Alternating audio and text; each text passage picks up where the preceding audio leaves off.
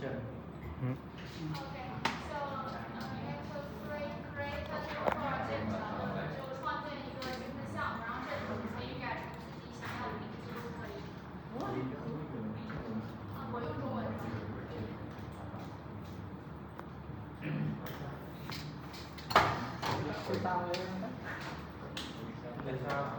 Lễ đương dương,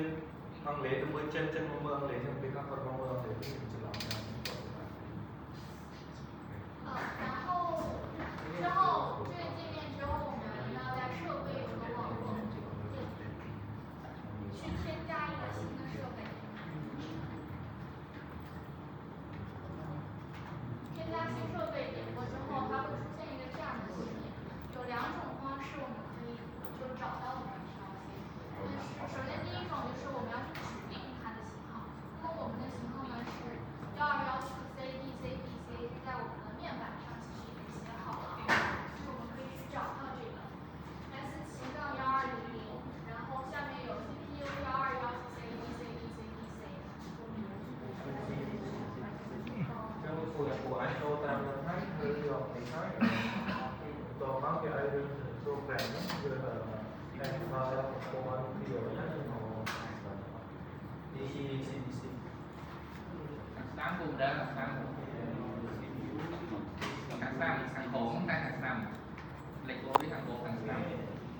ở đây là thằng phim đây là một tay lấy cô một đây là chơi với thằng nằm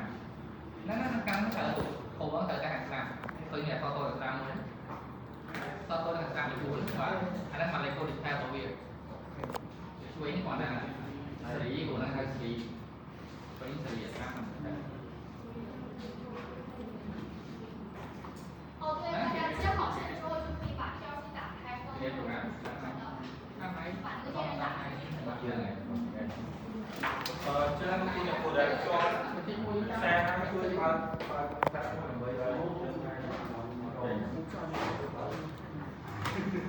还有第二种方法呢，就是 unspecial 的 S7-1200，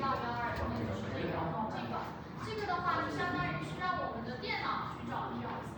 我不给你指定，你去找找旁边有没有可以用的 PLC。cho ai dùng được phải chết cân cho 10 đi bàn của 10 lít làm vậy thôi là công tơ giống tư đâu kia xin dùng còn ở thành đây cho nên là có những cái chiều ông để ở nhưng mà lên mình học lên đấy special unspecial 的。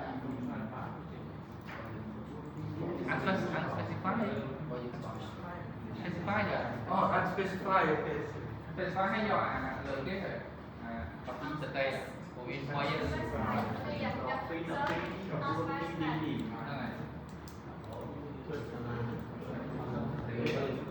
，còn nó đang chạy trâu ấy 然后点确定之后进去呢，就是这个页面，这个页面我们再去点个获取，下面这个，cái trâu mà đó đi hết trâu cho được pin của tích nho bao nhiêu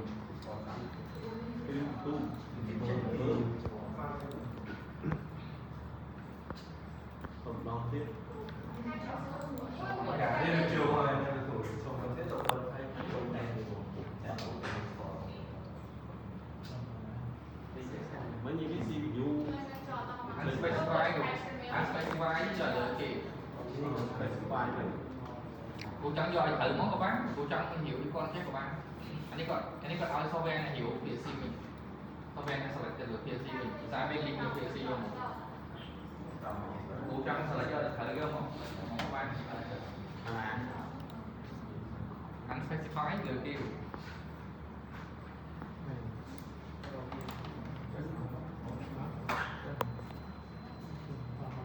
controller